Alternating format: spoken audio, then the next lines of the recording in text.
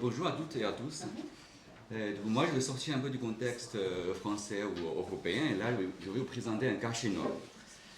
Et dans ce chapitre, donc, je travaille sur les stratégies mises en place par les personnes homosexuelles en Chine pour devenir parents, malgré des contraintes sociales, politiques et familiales.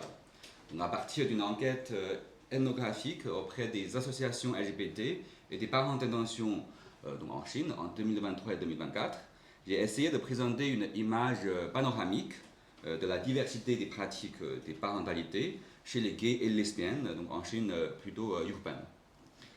Et dans le contexte chinois, le mariage homosexuel n'est pas autorisé, les techniques de procréation médicalement assistée peuvent être utilisées, mais uniquement pour les couples hétérosexuels mariés. Et la gestation pour autrui n'est pas autorisée. Mais voilà, je vais revenir plus tard, c'est un peu plus complexe.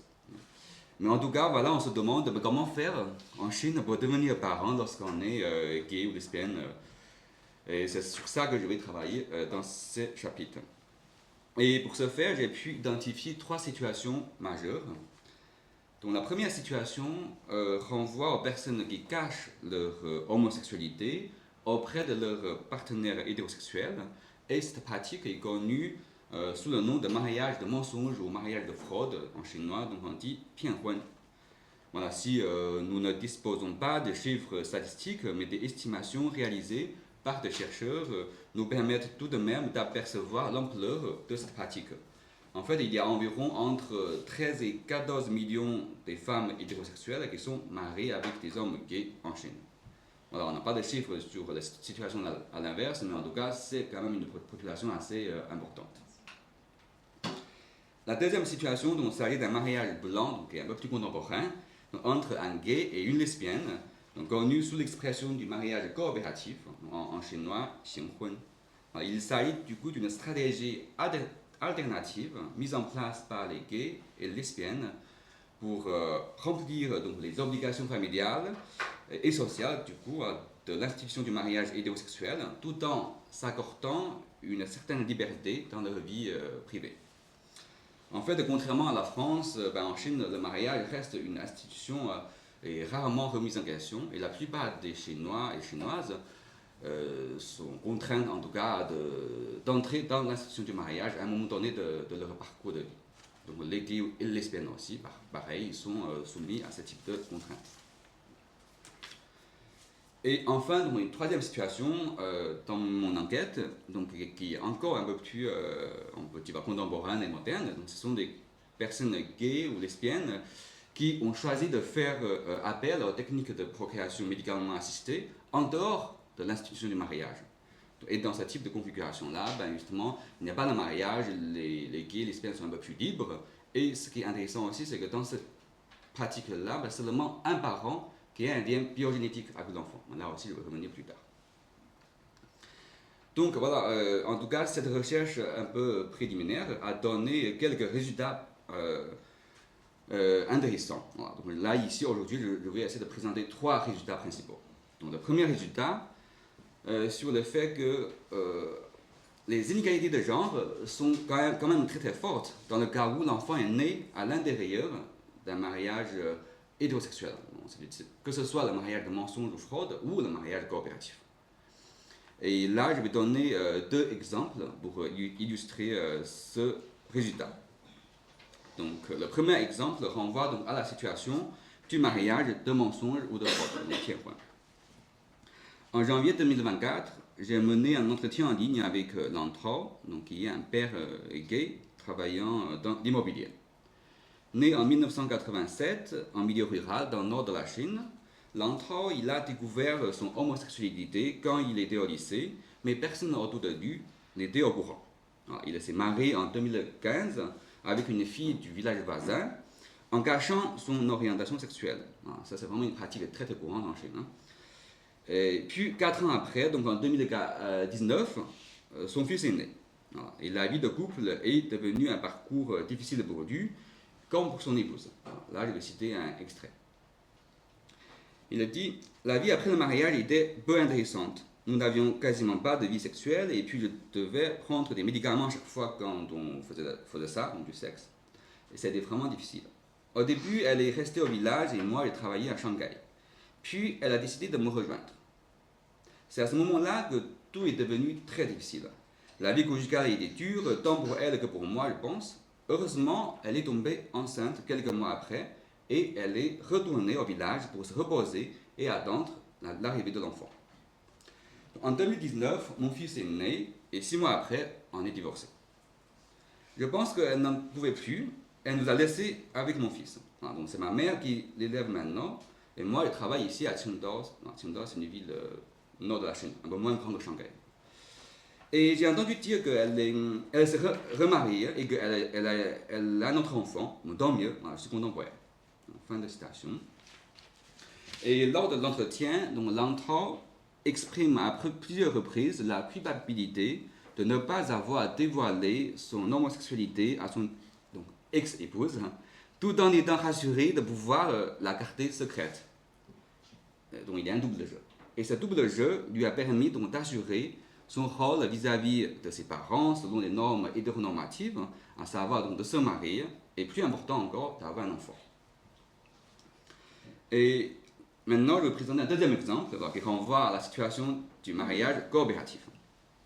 Donc, Achi est un homme gay né en 1982, donc aujourd'hui un peu plus de 40 ans. Et lui, il a opté le mariage coopératif en 2015, donc il y a 10 ans. Donc, le mariage coopératif donc, entre le mariage entre un gay et une lesbienne. Et il est devenu père d'une petite fille l'année suivante, donc en 2016. Lors de l'entretien que j'ai réalisé en début d'année 2024, donc Achi était en pleine crise familiale. Sa femme et sa mère, vivant sous le même toit depuis la naissance de l'enfant, ne s'entendaient plus, notamment au sujet de la contribution économique de chacun des époux. Je vais donner aussi un extrait de l'entretien. Mon épouse de Xionghuan, donc de mariage coopératif, a un très mauvais rapport avec ma mère. Je suis rarement à la maison, je ne rentre que 2 fois par mois et la plupart du temps, elle vit avec ma mère et ma fille. Et depuis peu, elle ne s'adresse plus la parole pour éviter de se disputer. Mon épouse coopérative ne travaille pas et ne fait pas le ménage. Ma mère ne peut pas la supporter. Toutes les dépenses sont à mon compte. Ma mère gère toutes les tâches ménagères et mon épouse ne fait que s'occuper de l'enfant. C'est tout. Elle ne paye rien. C'est vrai que je ne suis pas très content non plus. À la rigueur, avant la naissance de l'enfant, c'était normal que je prenne tout en charge parce qu'elle ne pouvait travailler. Mais depuis, elle ne devrait pas être complètement dépendante de moi. Après tout, je ne suis pas son frère mari, mais elle est la frère-mère de notre fille. Finalement, je dois tout payer. Pour notre fille, pourquoi pas, mais je paye aussi pour elle, c'est ça qui m'énerve. C'est aussi pour ça que ma mère est assez mécontente et ne peut plus la supporter. Fin de citation. Donc si, voilà, Achi, l'homme de 40 ans, s'est beaucoup plaint de la faible contribution financière de son épouse, donc de mariage coopératif. Il reconnaît pourtant qu'en tant qu'homme, il a plus de liberté qu'une femme mariée, contrairement à son épouse qui est désormais complètement piégée par la vie familiale. Voilà, une deuxième citation. Il a dit, c'est vrai qu'elle, donc son épouse, n'a pas une vie facile. Depuis qu'elle a l'enfant, elle est complètement piégée. En fait, elle a aussi une copine de longue date, et sa copine est également mariée avec un autre gay et un enfant aussi. Et du coup, voilà, elles sont toutes les deux piégées par l'enfant et n'ont plus beaucoup de temps pour se voir. Et j'ai cru comprendre que ça fait plusieurs années qu'elle n'a même pas passé une nuit entière avec sa copine. Quand elle se voit, il faut qu'elle rentre le soir pour s'occuper de l'enfant. Et c'est vrai qu'il y a une différence entre hommes et femmes sur ça, parce que pour moi, le mariage coopératif m'a permis d'avoir plus de liberté. Quand tu ne te maries pas, tout le monde te presse et te regarde bizarrement. Et une fois marié et devenu père, c'est bon, voilà, plus personne ne dit rien. Et comme l'enfant est pris en charge par sa mère et sa mamie, moi je peux vivre tranquillement ma vie avec mon copain. On a un appartement ensemble dans un autre quartier, donc la plupart du temps, on vit ensemble tous les deux, et je rentre à la maison juste 2 fois par mois pour voir ma fille. Donc voilà, en tout cas, on voit que ce sont souvent les femmes, et donc en l'occurrence les mères lesbiennes, qui doivent se sacrifier pour le bien-être de l'enfant, alors que les hommes, les pères gays, ont bien plus d'avantages et libertés dans leur vie personnelle, sexuelle et amoureuse. Voilà, en gros, donc, le premier résultat. Alors, deuxième résultat. Donc, pour les personnes LGBT qui sont devenues parents via la technique de procréation, en Chine, on voit que le rôle des grands-parents ou les grands-parents d'intention est extrêmement important, voire ce sont les grands-parents d'intention qui sont le moteur et le financeur principal du projet de procréation. En effet, l'une des particularités du contexte chinois est l'importance des grands-parents d'intention dans les pratiques de PMA et de GPA chez les personnes LGBT. Et par exemple, Mian Mian, voilà, un homme gay né en 1980, lui il a un fils donc, né en 2023, donc il y a 2 ans, via la GPA. Et en mai 2024, lorsqu'il a réalisé cet entretien, le fils de Mian Mian, donc, qui était âgé de 9 mois, voilà, et le bébé était presque entièrement pris en charge par ses parents. Et ses parents, voilà, tous les deux ont déjà plus de 70 ans, donc assez âgés. À un moment donné, Mian Mian a dit, voilà, est-ce qu'on peut engager une nourrice pour aider ma mère? Mais la réaction de sa mère l'a dissuadé. Voilà, sa mère a dit, ah tu voulais engager une nounou parce que tu n'as pas confiance en moi, c'est ça? Et du coup, voilà, et finalement, il a dit, ok, je laisse tout faire à ma mère. Et donc, on voit que la génération des grands-parents en Chine a parfois intériorisé à la responsabilité de l'enfant. Ils pensent que c'est leur droit, mais surtout leur devoir, d'être impliqués dans les soins prodigués, à tel point qu'ils peuvent se trouver inutiles et voire exclus si une personne extérieure prend le relais. Et ce phénomène est communément partagé entre les parents nés, on peut dire légitimes, donc ceux qui sont nés au sein d'un mariage, que ce soit un mariage coopératif ou un mariage de mensonge, ou encore là, les enfants qui sont nés via les pratiques de PMA ou de la GPA.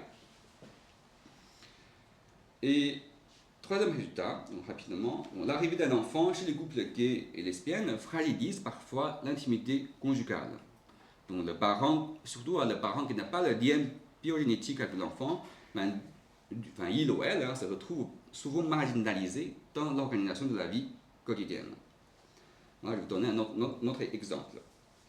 Donc Xiao Feng, c'est une femme cette fois, et elle est âgée de la quarantaine et mère lesbienne d'un fils de 4 ans grâce à une fécondation in vitro, donc PMA, effectuée au Cambodge. Et aujourd'hui, elle vit à Guangdong, dans une grande ville dans le sud de la Chine, avec son fils et sa mère. Et à la naissance de l'enfant, donc en 2019, Xiao Feng, elle est aidée en couple depuis quelques années avec sa copine. Mais l'arrivée de son enfant est suivie par l'arrivée de sa mère pour s'occuper de l'enfant. Tout ça, ça contribue dans une certaine mesure à la rupture du couple. Voilà, je cite aussi un extrait. Elle a dit, après mon congé maternité, j'ai repris mon travail et c'était une période assez chargée. Ma mère n'aimait pas ma copine, elle l'a trouvée trop paresseuse, tu vois. Mais pour moi, ce n'était pas un grand problème. Mais ma mère ne la supportait pas. On avait un nouveau-né à la maison et elle ne faisait rien pour aider. En plus, elle attendait que ma mère cuisine pour elle. Voilà, tu vois, comment ma mère pouvait la supporter. En plus, je n'étais vraiment pas bien moralement à ce moment-là et elle attendait que ce soit moi qui prenne tout en charge et surtout de prendre soin d'elle. Mais je n'avais plus de l'énergie pour prendre soin d'elle. Oui, j'étais hyper fatigué, très souffrante, donc je ne pouvais pas faire plus. Et j'avais dit à ma mère, entre toi et ma copine, donc mon ex, je ne peux choisir que toi, tu vois. En effet, je pouvais choisir que ma mère et ça n'était pas possible de choisir ma copine à ce moment-là. Donc je lui dis, pourquoi? Et elle a dit, parce que ma mère ne l'aimait pas du tout. Ma mère l'a détestait au point qu'elle me disait, tant pis si tu ne trouves pas un homme normal pour te marier, mais pourquoi rester avec une fille comme elle qui ne fait rien pour t'aider?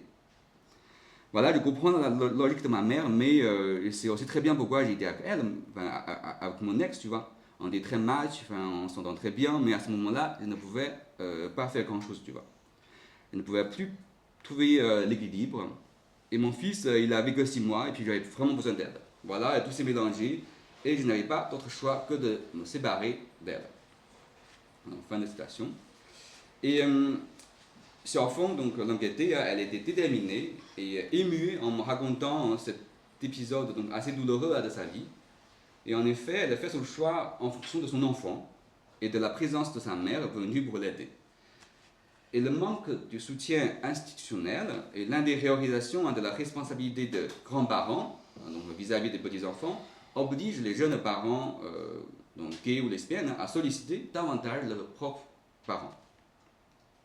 Donc on voit que la naissance d'un enfant reconfigure fortement les dynamiques familiales, tant au niveau du lien conjugal qu'au niveau du lien de filiation.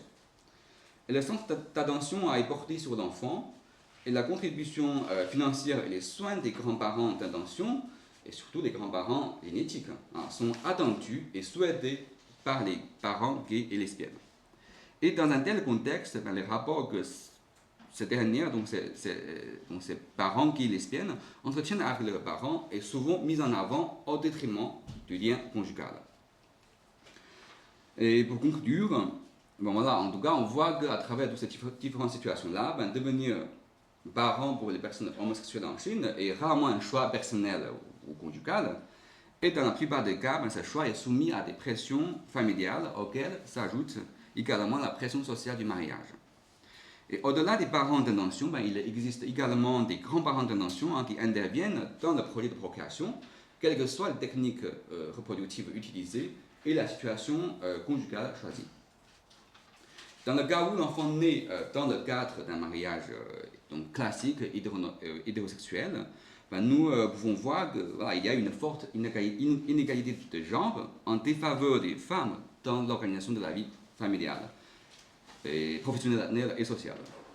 Et, donc, intégré consciemment ou inconsciemment dans une configuration patrilinéaire et hétéronormative, les mères lesbiennes sont souvent contraintes de sacrifier leur épanouissement personnel, donc au bien-être de l'enfant.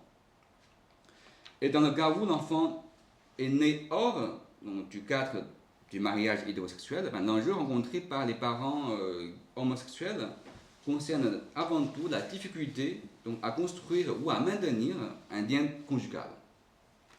En effet, l'arrivée d'un enfant tend à renforcer le lien intergénérationnel et de fait provoque un effet négatif sur la vie conjugale en mettant à l'écart surtout le partenaire qui n'a pas le lien biogénétique avec l'enfant.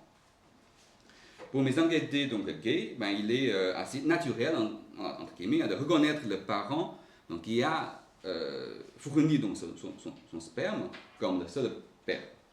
Puisque traditionnellement, la Chine connaît un système de parenté patrilinéaire et l'enfant ne peut que s'impliquer dans la lignée d'un père biologique. Mais l'homoparentalité féminine est un peu différente et surtout elle met en lumière une question assez inédite dans le système de parenté en Chine. Donc, dans ce système patrilinéaire en Chine, la femme est dispensée en quelque sorte du devoir de transmission de la lignée familiale, sauf si il n'y a pas d'héritier masculin. Et dans ce cas de figure, la fille peut adopter le mode du mariage uxorilocal. Ça veut dire que contrairement au mariage patrilocal, patrilocal, c'est la femme qui doit se déplacer chez la famille du garçon pour y vivre, et du coup, le mariage uxorilocal, c'est l'homme qui peut aussi venir chez la femme et du coup pour réaliser un mariage en gendre. Donc ça peut aussi être une option alternative. Et tout ça, mais dans la pratique de homoparentalité féminine, sera posée donc la question de la lignée dans laquelle s'inscrit l'enfant né dans le cadre du coup d'une conjugalité lesbienne non institutionnalisée. Et selon l'orthodoxie confucienne, donc anthrocentrée et anthrocentrique, les femmes sont considérées comme l'outil qui permet la perpétuation du continuum patrilinéaire déjà existant, et comme aussi, donc les femmes comme aussi des transformatrices entre guillemets qui permettent de donner forme à travers l'accouchement d'un nouveau-né, donc à l'essence du lignage patrilinéaire. Même pour donner une petite anecdote, je viens de rentrer de la Chine pour un long séjour de terrain, et puis certaines agences de la GPA qui appellent la femme porteuse comme terre. Vraiment, ils ont dit, c'est notre terre. C'est une notion qu'ils ont utilisée aussi. Terre.